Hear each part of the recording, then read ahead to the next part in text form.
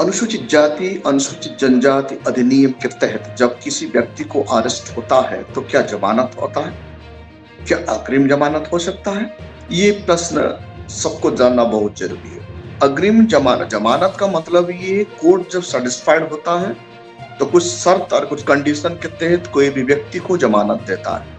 क्योंकि भारत का संविधान का article 21 right to life and personal liberty के बारे में बताता है। ये लिबर्टी है, किसी को भी जेल का अंदर ज्यादा दिन तक रोकना ना हो, ऐसा नहीं किया जाता है। तो एट्रोसिटी एक्ट में जब भी किसी को अरेस्ट किया जाता है तो इस टाइम में सीआरपीसी का 438 एंड 439 क्या काम करता है, यानी सेक्शन 438 जो क्रिमिनल प्रोसीजर कोड होता है, जो व्यक्ति कोई भी ऑफेंस करता है तो 438 के तहत इनको जमानत के लिए वो कोर्ट का सामने जाता है और एनी स्टेज वो एंटिसिपेटरी बेल के लिए वो अप्लाई करता है। लेकिन एट्रोसिटी केस में ऐसा नहीं होता है। जब भी एट्रोसिटी केस लग जाता है, सेक्शन 18 क्या कहता है, एट्रोसिटी एक्ट का सेक्शन 18 जब लग जाता है, एट्रोसिटी होते ही सेक्शन 18 लागू हो जाता है, यानी यहाँ 438 काम नहीं करता। कोई कोर्ट का, सुप्रीम कोर्ट या हाई कोर्ट का ऑर्डर भी यहाँ कुछ काम नहीं करता है। कोई कोर्ट 438 के तहत अग्रिम जमानत का जो बेल पिटीशन वो अलाउ नहीं करता है।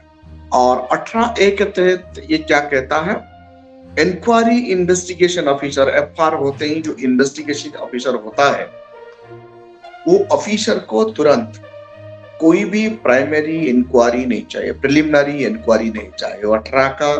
18A का क्लॉज ये कहता है प्रिलिमिनरी इंक्वायरी जरूरत नहीं है। एफआर होते ही तुरंत उन्हें अरेस्ट कर देना चाहिए। एफआर रजिस्ट्रेशन होते ही और व्यक्ति को अरेस्ट करना और करने के लिए बाध्य है। लेकिन कभी कभी ऐसा नहीं होता है, कभी कभी नहीं, मैक्सिमम टाइम ऐसा नहीं होता है। एट्रोसिटी एक्ट केस भी दायर किया नहीं जाता। मैंने भारत का और कुछ स्टेट के बारे में जब जानकारी रखता हूं तो मैं जानता हूं उत्तर प्रदेश, जहां जहां आज का तारीख में जहां जहां मनुवादियों का शासन है, वहां वहां थानेदार पुलिस स्टेशन में कभी भी एट्रोसिटी एक्ट को के तहत केस नहीं करता, क्योंकि उन्हें पता है सेक्शन 18 और 18A के तहत 18 के तहत 438 काम नहीं करता। जो अग्रिम जमानत है, वो जो व्यक्ति का वो आजादी होता है आर्टिकल 21 के तहत, वो भी यहाँ स्क्वीज होता है। क्योंकि विशेष अधिकार दिया गया है आर्टिकल 17 के तहत तो अनुसूचित जाति अनुसूचित जनजाति को ये फंडामेंटल राइट और विशेष अधिकार के तहत सेक्शन 18 आता है एट्रोसिटी एक्ट में। एट्रोसिटी एक्ट का सेक्शन 18 ये कहता है एंटिसिपेटरी बेल यहाँ स्टैंड नहीं करता। और 438 439 वो बेल दायर करता है। बेल का मतलब ये है कोर्ट जब सेटिस्फाइड होता है तो कोई ग्रीवियंस ऑफेंस नहीं है, वेलेबल है तो वो बेल दे देता है। ये डिस्क्रिशनरी पावर है कोर्ट का। कोर्ट चाहे तो कोर्ट जो फील करेगा वो पावर को एक्सरसाइज करेगा। लेकिन 18A के तहत जो बाकी जो केस होता है एट्रोसिटी को छोड़कर, प्रिलिमिनरी इंक्वायरी होता है, इन्वेस्टिगेशन होता है, जब उनका खिलाफ सबूत मिल जाता है, एविडेंस मिल जाता है तो अरेस्ट करके उन्हें कोर्ट चालान करते हैं। लेकिन एट्रोसिटी केस में ऐसा नहीं है। Preliminary inquiry shall not required here। यहाँ प्रिलिमिनरी इंक्वायरी की आवश्यकता नहीं है। फास्ट इंफॉर्मेशन रिपोर्ट अगेंस्ट कोई व्यक्ति को हो गया, समझिए उनको फॉरवर्ड करना बहुत जरूरी है। लेकिन ऐसा क्यों नहीं होता?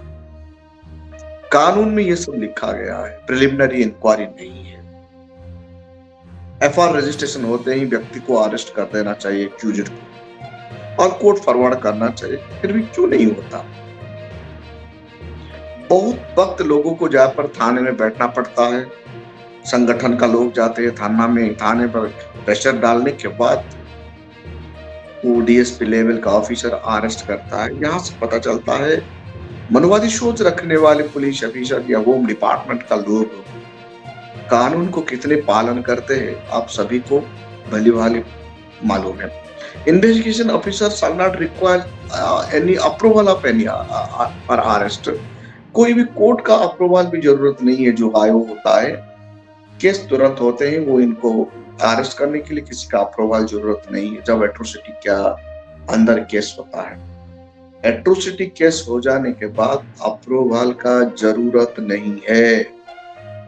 वो जितने बड़ा ओहदे पर व्यक्ति हो ना क्यों, किसी का अप्रूवल जरूरत नहीं है इन्वेस्टिगेशन ऑफिसर को अरेस्ट करने के लिए।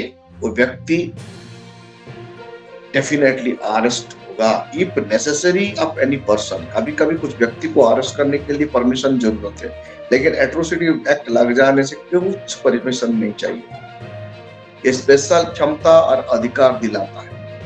ये स्पेशल क्षमता और अधिकार के तहत वो व्यक्ति को अरेस्ट किया जाता है और कोर्ट को भेजा जाता है।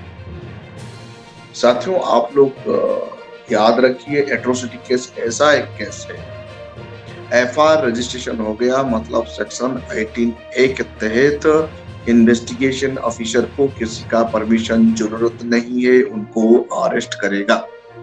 लेकिन दूसरे केस में इन्वेस्टिगेशन ऑफिसर किसी को अरेस्ट करने से पहले परमिशन लेना पड़ता है और ऑफेंस का ग्रीवेंस को देखना पड़ता है, लेकिन एट्रोसिटी केस में ऐसा नहीं होता है। जब भी कोई भी व्यक्ति ऐसा एट्रोसिटी करता है या ऑफेंस कमिटेड करता है, उनका खिलाफ इमीडिएट एक्शन लेने के लिए अधिनियम बताता है। The provision of the section 438 of the code shall not apply in this case under this act। ये जब एक्ट लागू हो जाता है तो इस एक्ट के तहत, एट्रोसिटी के तहत जो प्रोविजन 438 है, अग्रिम जमानत है, अग्रिम जमानत यहाँ स्टार्ट नहीं करता। क्यों? इसीलिए नहीं करता कि कोई व्यक्ति को अग्रिम जमानत मिल जाने से वो अनुसूचित जाति, अनुसूचित जनजाति का व्यक्ति को, पीड़िता को डराएगा, उनका सोशल रुतबा को लेकर उन्हें टर्चर करेगा, गवाह को डराएगा, इन्वेस्टिगेशन में गड़बड़ होने की संभावना ज्यादा बढ़ता है। इसी कारण आर्टिकल 14 को एस्टैब्लिश करने के लिए, इक्वालिटी लाने के लिए कानून ये इजाजत नहीं देता है कि 438 को यहाँ इंप्लीमेंट करने के लिए, क्योंकि आज भी भारतवर्ष में अनुसूचित जाति, अनुसूचित जनजाति सबसे बड़ा कमजोर कम्युनिटी है। आए दिन अनुसूचित जाति, अनुसूचित जनजाति का महिला का ऊपर छेड़छाड़ होता है, रेप होता है, हत्या भी होता है, मर्डर भी किया जाता है। अनुसूचित जाति, अनुसूचित जनजाति का लोगों को हर जगह पर अपमान सहना पड़ता है, टर्चर भोगना पड़ता है, चाहे फिल्म इंडस्ट्री, चाहे media, press media, judiciary, business sector, school, college, education and higher education. ऐसा कोई जगह ही नहीं है जहां अनुसूचित जाति सुरक्षित है, अनुसूचित जनजाति सुरक्षित है। इसीलिए यहाँ आर्टिकल सीआरपीसी का 438 और 438 जनरल यहाँ काम नहीं करेगा। 439 के तहत वो उनका राइट है, वो बेल के लिए अप्लाई करेगा, कोर्ट फील करेगा, it is necessary to granted a bail, तब वो जाके उन्हें बेल देगा। बहुजन समाज का लोगों को, अनुसूचित जाति, अनुसूचित जनजाति लोगों को इतना समझना बहुत जरूरी है, ये कानून क्यों बनाया गया है। ये कानून इसीलिए बनाया गया है, भारतवर्ष में अनुसूचित जाति, अनुसूचित जनजाति का लोगों को सोशल सिक्योरिटी देने के लिए। आज भी सामाजिक सुरक्षा नहीं है।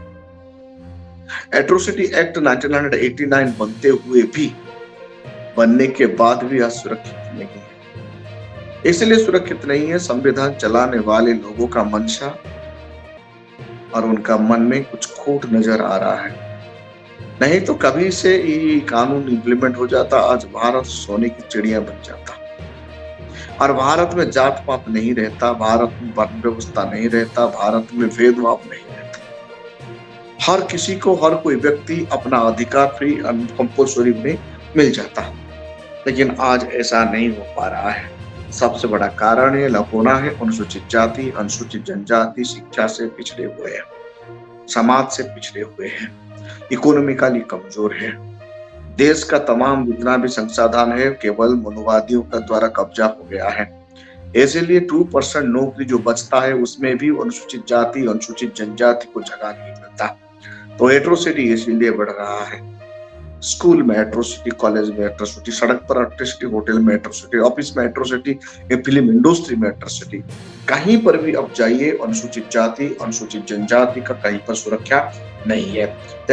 इसीलिए सेक्शन 18 और सेक्शन 18A के तहत ये विशेष अधिकार मिलता है अनुसूचित जाति, अनुसूचित जनजाति को उनका सोशल डिग्निटी को सुरक्षा देने के लिए, उनका सोशल रेस्पेक्ट को कंटिन्यूटी करने के लिए। क्योंकि भारत का संविधान ये गारंटी देता है कोई भी सिटीजन का social dignity and social respect को कंटिन्यूटी करना उनका प्राइमरी रिस्पांसिबिलिटी होता है। ऐसे परिस्थिति में एट्रोसिटी एक्ट का ताकत क्या होना चाहिए, एट्रोसिटी एक्ट के तहत कैसे न्याय मिलना चाहिए, आज ये भी हो नहीं पा रहा है क्योंकि भारत को मनोवादी सोच रखने वाले चला रहे हैं। आज भारतवर्ष में कानून को हाथ में लेते हुए भी कुछ लोग को डर और खौफ नहीं है, कानून का खौफ नहीं है। जिस दिन कानून सही से इम्प्लीमेंट होगा भारतवर्ष में ना एट्रोसिटी रहेगा ना अनइक्वालिटी रहेगा। हर कोई अपना भाईचारा एस्टेब्लिश करके भारतवर्ष में खुशी का जिंदगी जिएंगे और खुशी से रहेंगे। Thank you. अगर आपने अभी तक हमारा चैनल सब्सक्राइब नहीं किया है तो सब्सक्राइब करें और घंटी का बटन बिल्कुल भी दबाना ना भूलें ताकि सभी लेटेस्ट खबरें पहुंच सकें आप पे सबसे पहले।